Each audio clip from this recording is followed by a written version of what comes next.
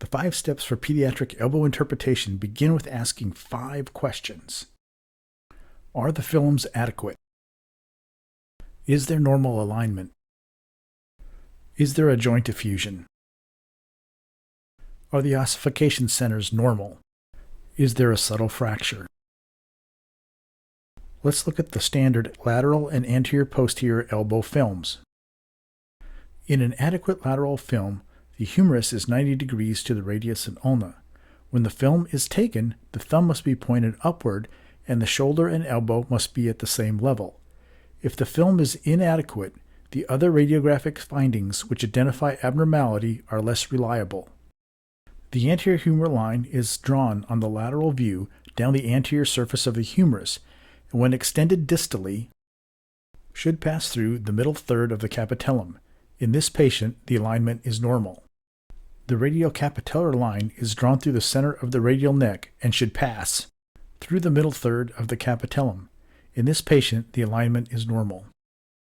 Any posterior elbow lucency suggests an elbow effusion, which suggests evil such as hemorrhage, inflammation, or infection.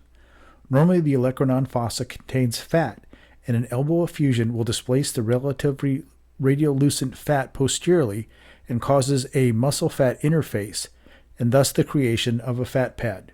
A significant anterior fat pad as a resultant effusion may also be seen. This film contains an obvious posterior fat pad. In this patient, the supracondylar fracture is fairly obvious, as evident by the radiolucent lines. In this patient, a supracondylar fracture is less obvious, but a posterior fat pad is present and always represents an effusion, and is a clue to the fracture. There are 6 ossification centers around the elbow joint. These ossification centers could be mistaken for chip or avulsion fractures. They appear and fuse to the adjacent bone at different ages. It is important to know the sequence of appearance, since the ossification centers always appear in a strict order.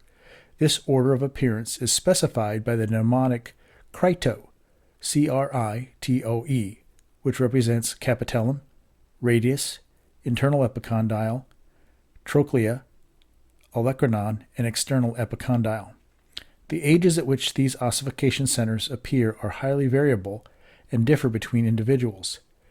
It is not important to know the ages, but as a general guide, you could remember 1, 3, 5, 7, 9, and 11 years.